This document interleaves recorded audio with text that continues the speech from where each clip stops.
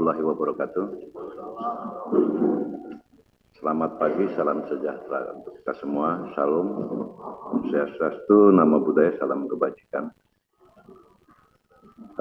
Pertama-tama dalam kegiatan press release ini, pimpinan TNI dalam hal ini adalah Bapak Panglima TNI maupun khususnya Bapak Kasat,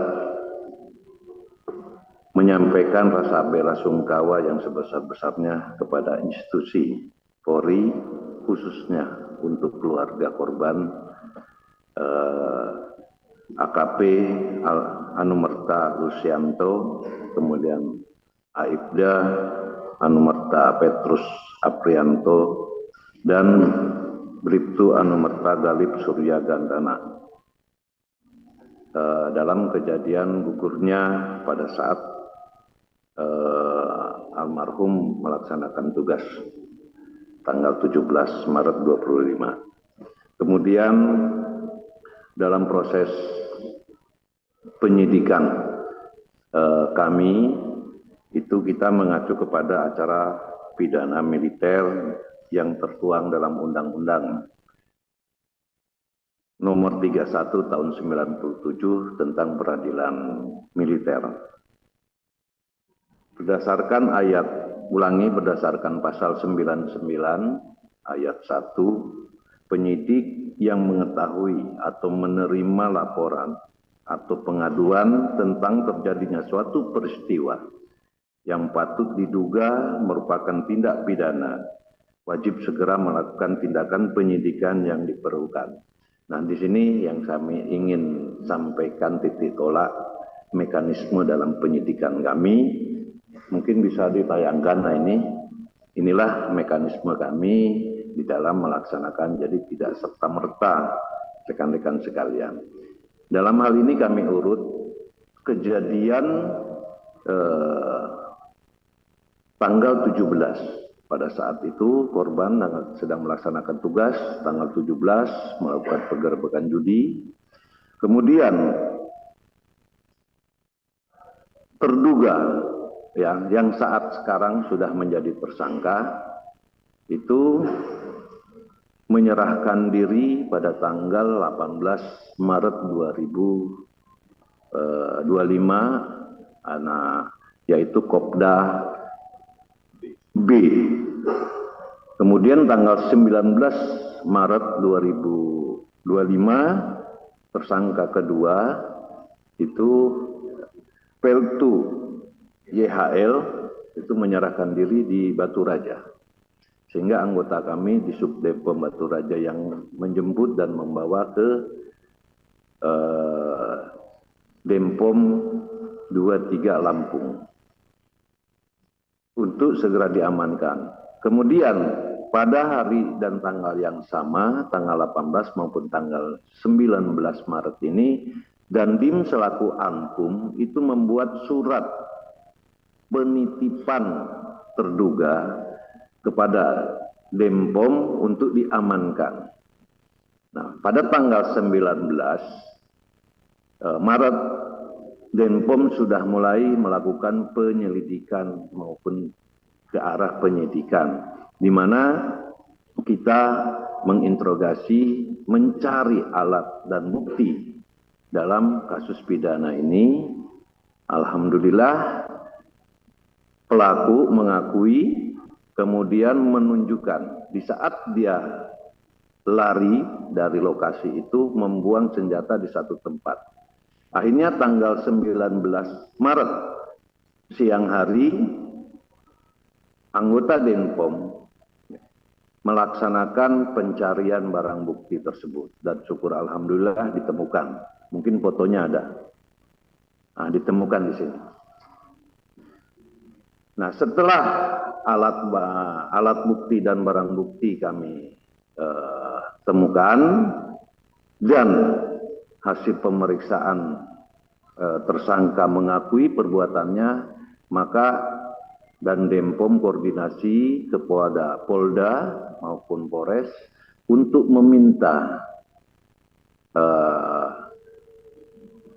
pelaporan secara resmi ke kami dalam rangka untuk menentukan tersangka dan melakukan proses hukum lebih lanjut. Dan itu dilaksanakan pada tanggal 22 Maret 2025. Anggota dari Polsek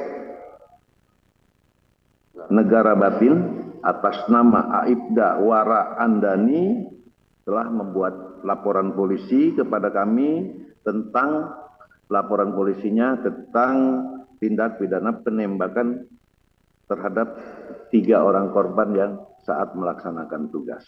Kemudian Brigadir Polisi Rio Dael Agusto telah membuat surat laporan polisi yaitu tentang kasus perjudian yang diduga dilakukan oleh Peltu YHL. Tanggal 22 ini berdasarkan laporan polisi ini, maka penyidik melakukan SOP-nya atau mekanisme dalam penyidikan itu membuat surat permohonan kepada Ankum, yaitu Dandim. Nah, atasan yang berhak menghukum Dandim untuk mengeluarkan surat penahanan sementara dalam rangka proses penyidikan. Pada tanggal 23 Maret 2025, Dandim mengeluarkan surat penyerahan perkara untuk penyidikan dan penahanan sementara.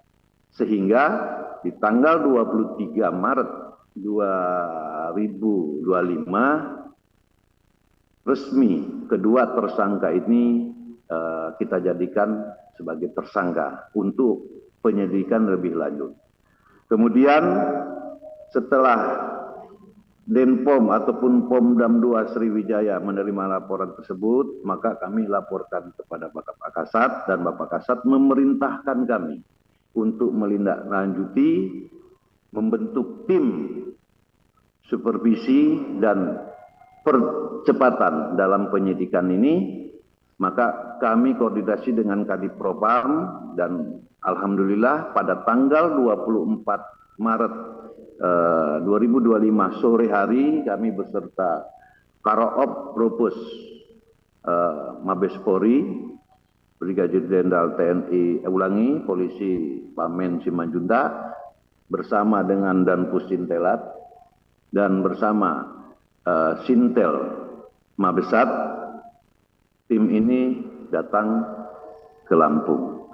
Kemudian malam hari kami membedah permasalahan apa saja, apa mungkin yang akan kita lakukan ke depan, sehingga di tanggal 24 kemarin kami memohon kepada Kapolda untuk melihat hasil dari rekan-rekan Polri seperti apa, hasil dari kita seperti apa, kita padukan.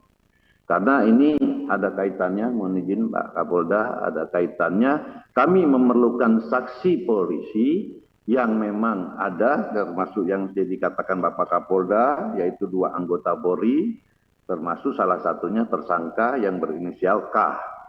Kemudian 1 masyarakat sipil Ibu Nur, tetapi kami juga di Denpom telah melakukan pemeriksaan beberapa saksi juga untuk memenuhi bagaimana proses hukum lebih lanjut.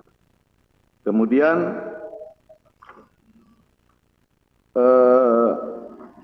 di dalam penyelidikan ini, dalam pelaporan polisi, ya, untuk Kopda B itu disangkakan pasal 340 dengan Yonto 338. Sementara untuk tersangka Peltu YHL itu adalah laporan polisinya disangkakan di pasal 303 KUHP. Namun untuk Kopda B karena memiliki senjata, ya, pabrikan tetapi bukan organik, saya katakan itu akan kita lakukan undang-undang darurat juga tentang senjata. Jadi percayalah rekan-rekan sekalian, kami akan profesional, akan melakukan kerja dengan baik. Apa yang menjadi prosedur tetap kami jalankan. Kemudian komitmen Bapak Kasat juga sampaikan kepada kami, buka seterang-terangnya, transparan, kemudian proses hukum apabila memang anggota TNI Angkatan Darat ini salah, lakukan proses hukum dengan baik. Maka kami akan berupaya untuk percepatan. Tim kami dari Jakarta 10 orang, kami akan memperkuat Denpom untuk segera menyelesaikan persoalan ini dan selalu bekerja sama dengan Polda, khususnya mungkin Dirkrim kami akan tetap lakukan. Dan jelas komitmen Bapak Kasat, kolaborasi ini harus dilaksanakan, jaga institusi kedua belah pihak yang sudah sinergitas antara TNI dan Polri, kemudian lakukan yang terbaik untuk bangsa ini. Mungkin bisa kami jelaskan seperti ini, kurang dan lebihnya saya mohon maaf. Saya akhiri. Wassalamualaikum warahmatullahi wabarakatuh. Terima kasih Bapak, kami haturkan atas penyampaian hasil joint investigation. Selanjutnya pada sesi tanya jawab, kami sampaikan kepada rekan-rekan awak media untuk tertib dari sisi kiri 1, tengah 1, dan kanan 1. Sesi pertama 3 pertanyaan. Kami persilakan sisi kanan 1. Ya, 1 silakan. Dikasih mic-nya. Ini mana.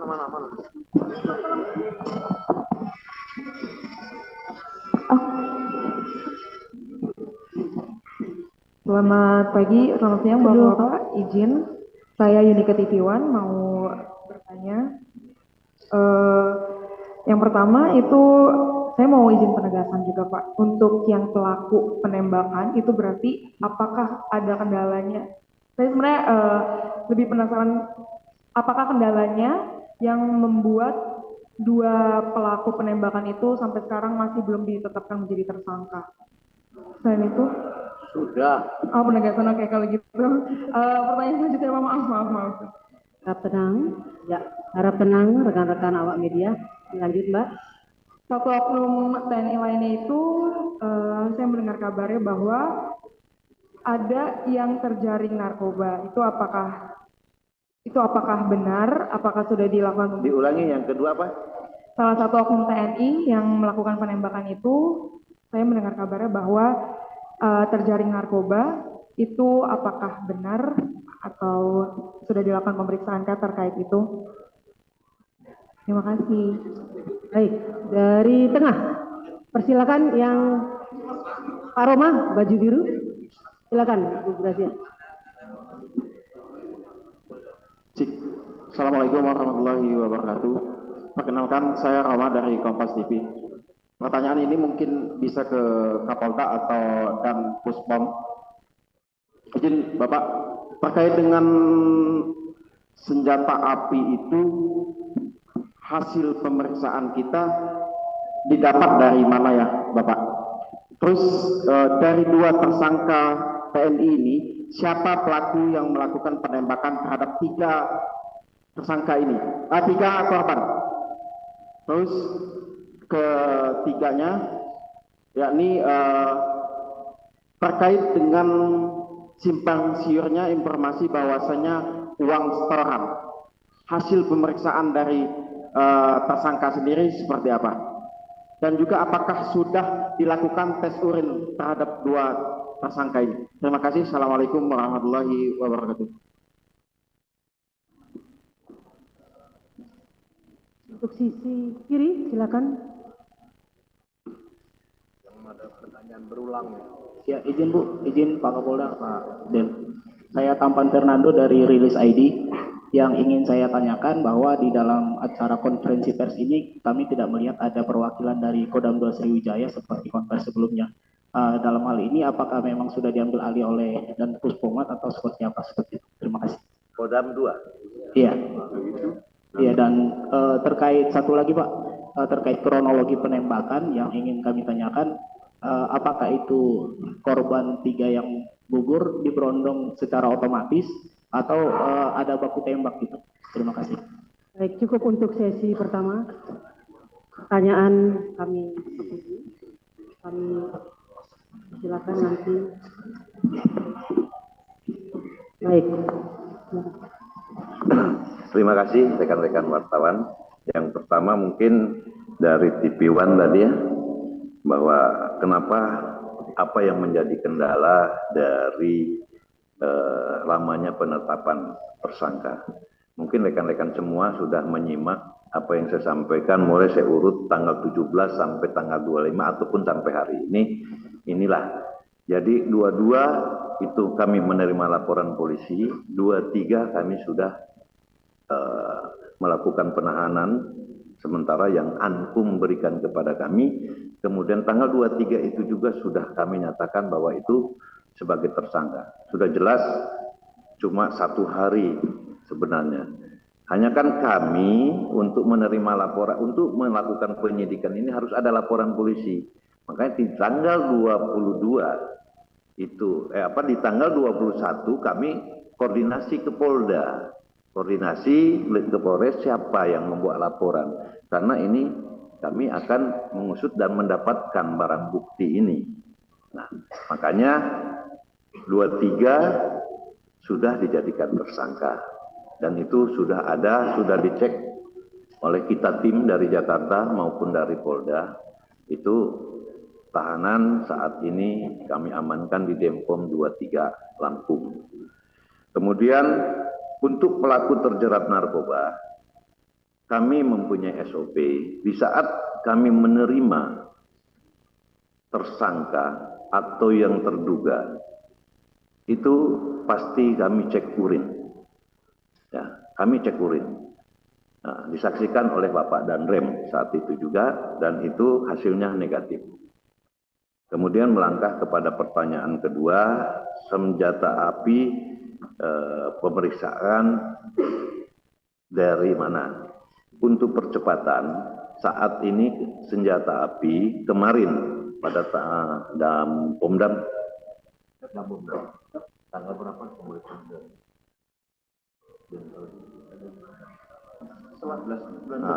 Tanggal 19 setelah kami menemukan senjata api dalam bukti ini, Dampomdam membuat surat kepada Denpal untuk mengecek secara senjata ini adalah organik, ya senjata organik atau apa. Dan hasil dari pemeriksaan Denpal yang nantinya juga ya rekan-rekan wartawan, nantinya senjata api ini akan kami juga cek ke laboratorium forensik ataupun nanti kami akan cek ke Pindad. Karena di sini senjata api yang diperiksa oleh Denpal ini senjata campuran spare partnya ini. Ininya larasnya adalah FNC, tetapi yang lain-lainnya itu SS1. Jadi campuran. Sehingga patut diduga senjata ini adalah senjata rakitan karena tidak standar pabrik. Maksud kami tidak standar. Tetapi untuk lebih jelasnya rekan-rekan wartawan, kami akan cek di laboratorium itu, ya mohon bantuan mungkin nanti ke Brigjen Pamen, kita akan ke platformnya Mabes Polri, maupun nanti kami akan konsul juga, akan uji juga, diuji balistik di Pindad, karena ada spare part dari SS1 Pindad. Ini akan kami lakukan. Kemudian pelaku penembakan itu siapa? Kami tadi sudah jelaskan di dalam laporan polisi. Pelaku penembakan adalah Kopda B. Dan yang bersangkutan sudah mengakui menembak 3 korban itu. Ya, rekan-rekan. Kemudian Tentang tes urin tadi sudah kami jawab. Nah, ini yang rame di media sosial masalah uang setoran. Kami belum fokus ke arah itu karena kami akan fokus kepada proses hukum ini. Persoalan yang rame dalam medsos itu biarkan saja dulu, kami beri ruang waktu kami bekerja dalam menyelesaikan persoalan ini. Kami tidak akan main-main, kami akan fokus hanya kepada proses hukum yang kami tangani. Kemudian khusus apakah pejabat Kodam 2 Sriwijaya itu diambil alih oleh tim? Tidak. Saya katakan tidak. Kami tim sebagai supervisi dan percepatan dalam membantu untuk penyelesaian penyidikan. Kalau Kodam 2 jelas di samping saya Pak Danrem, di belakang saya ada Dabomdam 2 Sriwijaya, anak buah saya, ya. Kemudian Kakumdam ada, Kakumdam ada. Jadi semuanya tergabung, Pak, ya, rekan-rekan wartawan. Kemudian yang terakhir adalah penembakan secara otomatis atau tidak saat penembakan itu. Setelah kami konfirmasi hasil yang kami periksa, hasil kami penyidikan, hasil kami penyelidikan, kami konfirmasi tadi malam. Saya katakan tadi malam tim masih bekerja, koordinasi dengan Dirkrimum, ya, Dirkrimum, tim kami bersatu mencocokkan apa yang sudah sebelumnya press release mungkin Bapak Kapolda sampaikan tentang adanya selongsong dan sebagainya. Kami hitung betul, kami analisa betul, dan ada kecocokan di dalam beberapa selongsong yang memang terjadi, yang itu nanti akan kita jadikan barang bukti yang khusus untuk pelaku dari penembakan itu. Untuk penembakan sudah jelas pengakuannya dan diakui secara terus terang penembakan dan sebagainya oleh Kopda inisial B. Mungkin itu rekan-rekan sekalian yang bisa kami jelaskan. Baik rekan-rekan awak media, kita buka sesi kedua. Cukup 2 saja. Baik, kami persilakan. Ya, yang baju biru, Bu.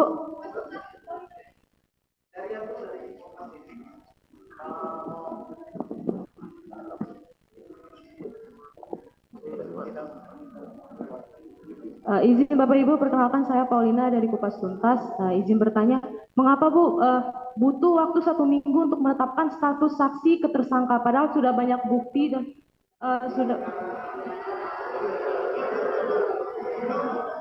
Para pendengar rekan-rekan awak media, ya. Sebentar. Baik. Ya, Bu, saya Rian dari Kompas TV. Kompas TV, baik. Izin bertanya untuk Kapolda dan juga Denpus Pom TNI. Tenang. Ini kan tersangka sudah ditetapkan. Dari TNI sendiri ada 2 orang tersangka yang sudah ditetapkan. Diulang, Pak, diulang, saya nggak dengar, Pak. Oh ya, saya Rian dari Kompas TV, ini mau bertanya terkait dengan 2 tersangka sudah ditetapkan. Selanjutnya, tahap selanjutnya apa? Proses persidangannya bagaimana? Dan apakah bisa digelar secara terbuka sesuai dengan permohonan dari pihak keluarga korban? Itu mungkin. Oke. Baik, satu lagi pertanyaan. Kami silakan, Mas.